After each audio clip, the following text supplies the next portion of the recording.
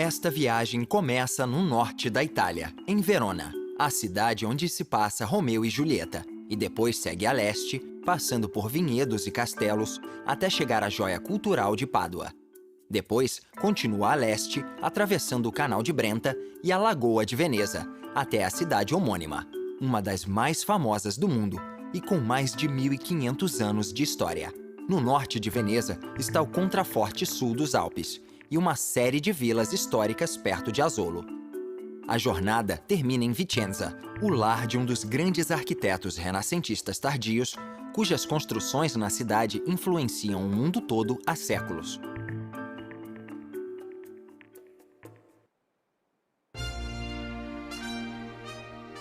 Verona, no rio Adige, tem uma história que começa com o Império Romano, e no centro da cidade fica o anfiteatro. Também chamado de Arena, é um dos anfiteatros mais bem preservados da época romana. Foi construído no século I depois de Cristo e tinha capacidade para 25.000 pessoas, que iam assistir aos gladiadores lutarem até a morte.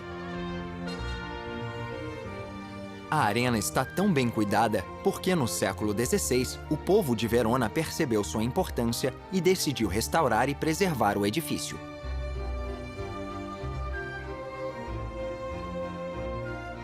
Hoje em dia, o anfiteatro tem um uso mais pacífico, concertos de ópera em julho e agosto. O público se acomoda em assentos de mármore, então uma almofada bem fofa é um ótimo recurso para produções mais longas. Praticamente todo lugar de Verona tem uma história importante a ser descoberta. Pode ser uma igreja, uma construção romana ou um dos antigos portões de entrada na cidade. E protegendo a ponte de Castelvecchio está o próprio castelo. Ao longo dos séculos, esta fortaleza medieval testemunhou várias invasões, sofrendo diversas mudanças. Por exemplo, foi modernizada por Napoleão Bonaparte quando ele tomou a cidade em 1805. Na Piazza delle Erbe fica a Torre dei Lamberti, que tem 83 metros de altura.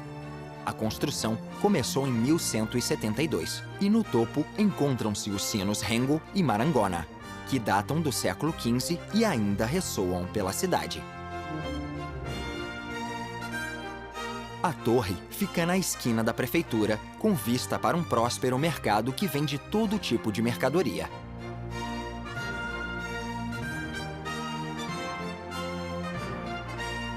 Quase tão alto quanto a Torre dei Lamberti é o campanile, ou campanário, da Catedral de Verona.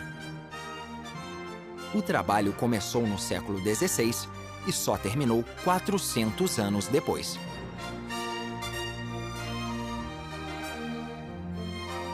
A construção da catedral em si começou em 1117 e substituiu várias outras igrejas anteriores de até 700 anos antes. Na margem norte do rio fica o semicircular Teatro Romano, o mais importante do norte da Itália. Ele foi construído na mesma época que a Arena. A restauração começou no século XIX e hoje em dia o teatro é usado nos meses de verão para uma temporada de peças de Shakespeare, principalmente Romeu e Julieta, que se passa na cidade. Com tanta história e cultura nestas ruas antigas, é fácil entender por que Verona se tornou um destino turístico tão popular.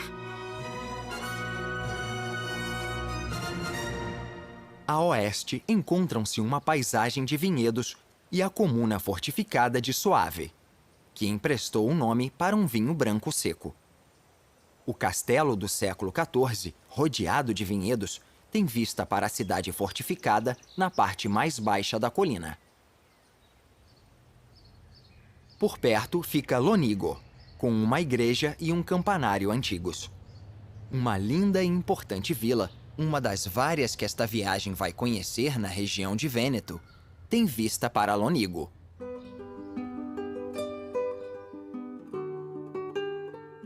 Esta é a Vila La Rocca, construída para a rica família Pisani no início do século XVI. foi projetada por Vincenzo Scamozzi, aluno de um dos maiores arquitetos do mundo, Andrea Palladio, cujo trabalho ainda será contemplado. Olhando este edifício, é difícil acreditar que não é dos séculos XVIII ou XIX. A recriação de ideias clássicas inspiradas em templos romanos e aplicadas em projetos de casas foi uma revolução para a época. A Vila La Rocca foi pensada como uma casa, mas não como uma residência permanente. A ideia era servir como um lugar para visitar no verão, comer com amigos e aproveitar a tarde ensolarada. Este elegante projeto tem um pórtico recuado na casa, criando uma simples forma quadrada. Algo raro de se ver na vila é o óculo, uma abertura circular no teto que serve para o ar quente sair. Assim, uma brisa fria pode entrar pelas enormes janelas sem vidros. É um meio eficaz de criar um ar-condicionado natural. Quando chove na Vila La Rocca, a água cai através de uma grelha de pedra no saguão e é coletada em uma tina no porão.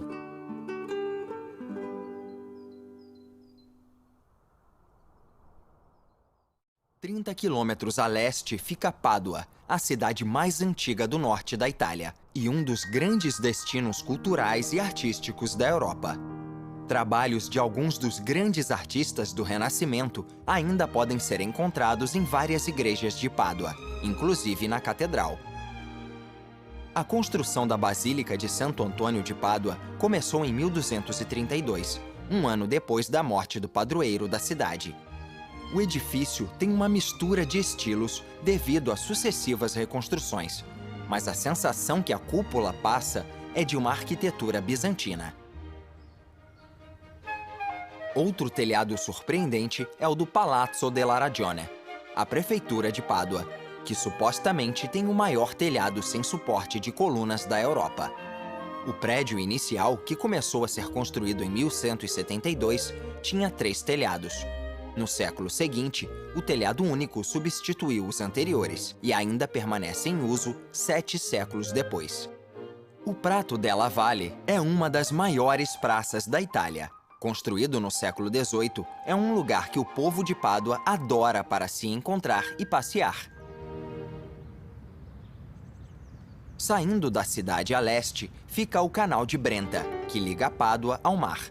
Durante um trecho, ele corre do lado de enormes vilas, construídas pelos ricos nobres de Veneza que queriam escapar do calor e do fedor da cidade durante o verão. Uma das mais grandiosas é a Vila Pisani, construída no início do século XVIII. A parte principal da fachada da casa foi feita para impressionar e fica em frente a uma curva no canal. O estilo é o barroco, com todos os detalhes arquitetônicos em estátuas, pilares e ornamentos. Atrás da casa, os visitantes se impressionam com um longo canal que dá em outro incrível prédio barroco, que, na verdade, serve para disfarçar um celeiro comum. Hoje, a Vila Pisani é um museu nacional e pode ser aproveitada por todos. O Canal de Brenta dá na Lagoa de Veneza, com águas continentais protegidas por uma estreita faixa de ilhas. A faixa central se chama Lido e se tornou um popular destino de férias no século XIX. Todo ano, esta ilha recebe o Festival de Cinema de Veneza. Mas aparentemente flutuando no meio da lagoa está uma das maiores atrações do mundo e uma das poucas cidades que podem realmente ser chamadas de singular: Veneza.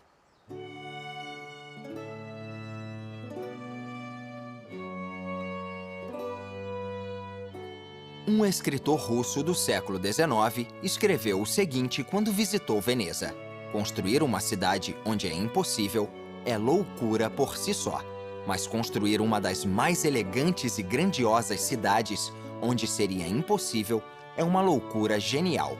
Veneza surgiu com o colapso do Império Romano no século V e as invasões bárbaras. As pessoas procuraram segurança na lagoa e começaram a construir casas em estacas de madeira. Com a expansão de Veneza, Todos os prédios passaram a ser construídos em cima dessas estacas, submergidas no lodo da lagoa. Durante séculos, o centro da vida social e política da cidade era a Praça de São Marcos. Foi o lugar escolhido para construir a Basílica de São Marcos no século IX para sepultar o corpo do padroeiro de Veneza. Na praça, encontra-se o campanário de São Marcos, construído em 1514. Ele desmoronou em 1902 e foi reconstruído no mesmo estilo. Antigamente, a autoridade suprema em Veneza era o Doge, e seu palácio foi construído no século XIV. Quando a prisão exigiu mais espaço, uma ponte ligou o palácio à penitenciária.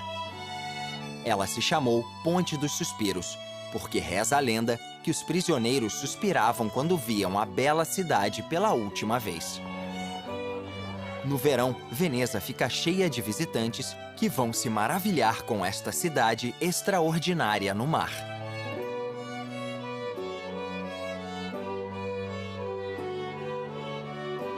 O turismo é importante para a economia de Veneza desde o século XVIII, graças à sua arte e sua arquitetura. Naquela época, a cidade recebia poucos milhares de visitantes por ano. Hoje, mais de 7 milhões chegam de avião no aeroporto Marco Polo, no lado norte da lagoa. Alguns turistas vão de trem, que chega à estação construída em 1924. É um dos prédios modernos da cidade. Como não há estradas em Veneza, apenas canais, o único meio de transporte da cidade são barcos. As pessoas usam ônibus e táxis aquáticos. Ambulâncias, viaturas e caminhões de bombeiro também são barcos. Toda a entrega na cidade é feita por via aquática. Pode parecer caótico, mas o número de acidentes é surpreendentemente baixo. Entre tantos barcos está o mais famoso, a gôndola, que é conduzida pelo gondoleiro. No século XVII, havia mais de 10 mil, mas hoje em dia o número caiu para 400. Os gondoleiros precisam conhecer a história de Veneza e saber conduzir a embarcação nos espaços estreitos dos canais. A via mais movimentada da cidade é o Grande Canal, com sua forma em S, que provavelmente acompanha a do antigo rio que corria nos pântanos.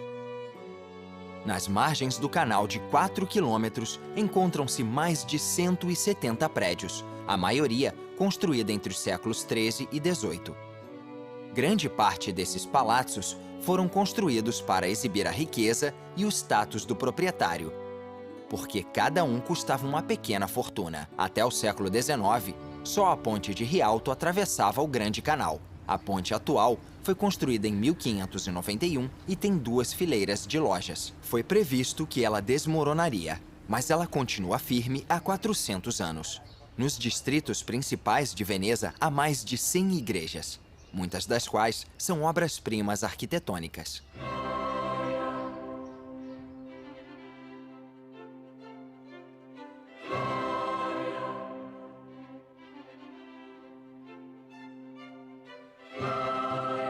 Uma das mais importantes é a Basílica de São Jorge Maior, que fica numa pequena ilha em frente à Basílica de São Marcos.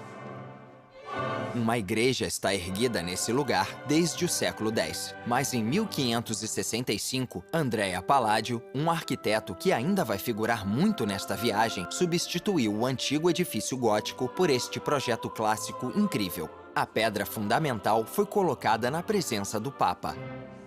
O campanário caiu em 1774 e foi reconstruído no mesmo estilo daquele da Praça de São Marcos. O topo oferece vistas maravilhosas da cidade.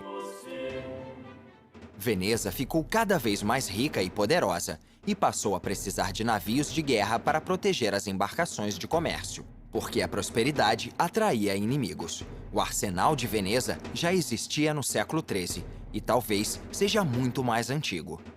Até o fim do século XVIII, este era o maior complexo industrial na Europa, construindo navios em um processo que mais parecia uma linha de montagem. Em 1450, mais de 3.000 navios venezianos estavam em operação, tanto embarcações de suprimentos como de guerra. A enorme frota fez Veneza se tornar a maior potência comercial que a Europa já tinha visto. Essa prosperidade acabou quando a cidade e as ilhas que a rodeiam foram conquistadas por Napoleão em 1797. Só em 1866, Veneza finalmente integrou o recém-criado Reino de Itália. Pouco mais de 60 quilômetros ao norte da cidade está o contraforte sul dos Alpes. E nesta paisagem cheia de colinas, encontram-se várias lindas vilas, construídas entre os séculos XVI e XVIII. Algumas foram projetadas por Andrea Palladio e se tornaram casas historicamente importantes, não só na Itália como no mundo. Um dos melhores trabalhos do arquiteto é a Vila Emo, em Fanzolo. A genialidade de Palladio foi adotar proporções matemáticas em um estilo simples. A vila foi feita para a família Emo como uma fazenda, e Palladio criou 2 alas para uso agrícola, com acesso sob uma colunata que protegia os habitantes do sol e da chuva. Observando as linhas deste edifício clássico, é difícil acreditar que ele foi concluído em 1565. Foi uma época em que a maior parte da Europa Ocidental ainda construía casas com vigas de madeira e mansões fortificadas. O impacto que as criações de Palladio tiveram em arquitetos visitantes foi enorme. Desde o século XVIII, eles vão de todas as partes da Europa e até de lugares mais longínquos como os Estados Unidos. A Vila Emo agora é um patrimônio mundial da humanidade. Outro projeto de Palladio fica a 11 quilômetros ao norte, em Macer, e também é um patrimônio mundial. Esta é a Vila Bárbaro, também conhecida como Vila de Macer. Foi concluída em 1558, alguns anos antes de o arquiteto começar o trabalho na Vila Emo. Aqui, a seção central foi inspirada por um templo romano antigo e adaptada para uso doméstico. Essa é a genialidade de Palladio. O bloco principal é flanqueado por 2 alas, cada uma com 2 andares, com uma colunata em frente à fachada. Como na Vila Emo, os cômodos do térreo eram para assuntos oficiais e os do segundo andar eram os aposentos dos moradores. Na parte de trás da casa tem uma gruta artificial ou ninfeu. Palladio não se envolvia com projetos para o jardim. E isso provavelmente foi ideia da família Bárbaro. Esta obra-prima da arquitetura renascentista tardia está aberta para o público o ano todo.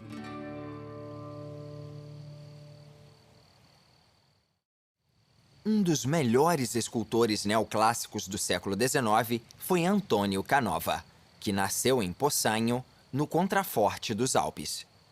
Perto do fim da vida, ele voltou para sua cidade natal e, em 1819, começou a construção deste templo neoclássico como uma igreja cristã.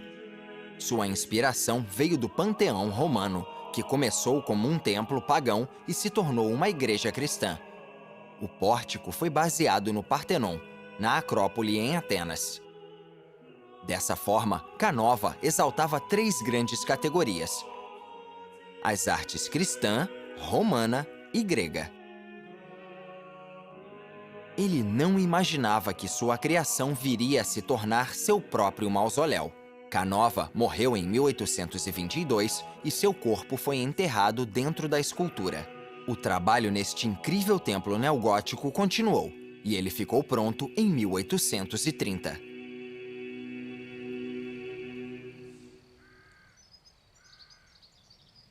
Perto de Vicenza, o destino final desta viagem, fica a Vila Valmarana ai Nani, construída no século XVII e que tem uma lenda muito triste. Ai Nani significa aos anões e, supostamente, uma princesa que morava na vila era uma anã. Os pais, achando que estavam fazendo uma gentileza, contrataram criados anões e mantiveram a filha longe do mundo exterior. Um dia, um príncipe apareceu no jardim e a princesa, percebendo como era pequena, se jogou do telhado. Os criados ficaram tão consternados com a morte dela que ficaram literalmente petrificados de luto e agora vigiam os muros da vila.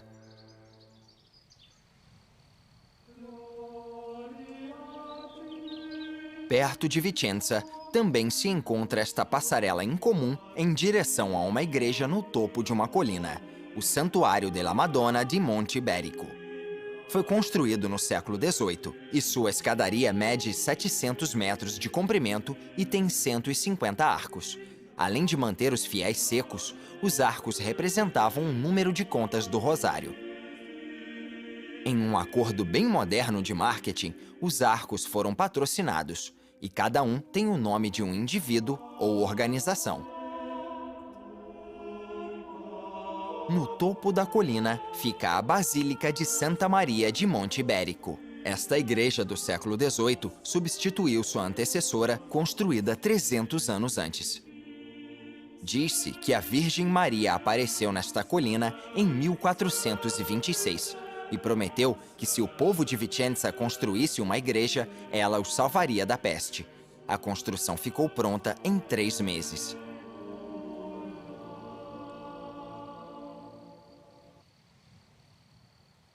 Durante séculos, Vicenza ficou conhecida como a Veneza do continente, graças à sua herança artística e arquitetônica. Ela é mais conhecida hoje como a cidade de Palladio. Foi em Vicenza que Andrea Palladio morou e trabalhou no início do século XVI, e 23 de seus projetos ainda podem ser visitados. O trabalho que revelou o arquiteto foi a colunata do exterior da antiga prefeitura gótica. Esse foi um dos primeiros exemplos do que ficaria conhecido como as janelas palladianas, uma reinterpretação clássica de ideias romanas. Do lado da Basílica Palladiana fica uma estátua do grande arquiteto. Seus projetos podem ser encontrados na maioria das ruas, e alguns se destacam como o Palazzo del Capitaniato, construído para o líder militar da cidade em 1571. E outros, como o Palazzo Tieni, erigido em 1542 em volta de um jardim com colunata quase escondido. Outro edifício muito influente é o Palazzo Chiericati. Na época da construção, em 1550, não havia nada igual. Mas hoje em dia é possível ver todos os prédios inspirados pelo palácio do arquiteto italiano.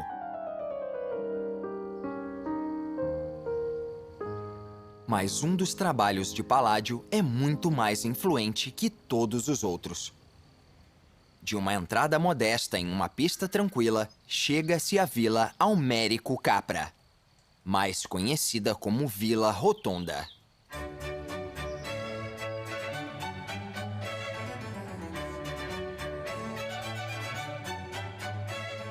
Esta casa deve ter inspirado outros 1000 edifícios, mas Palladio se baseou do Panteão em Roma.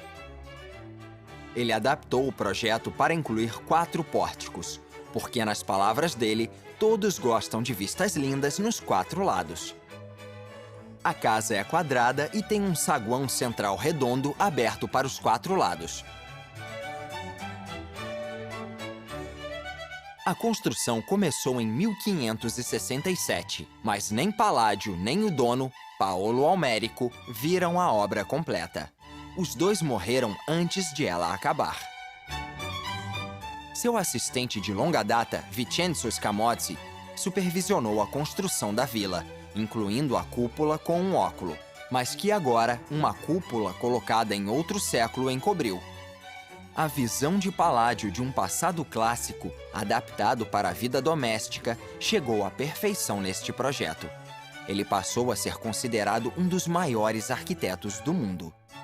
E suas casas, principalmente a Vila Rotonda, são uma fonte de inspiração para arquitetos desde então. É o lugar perfeito para encerrar a jornada.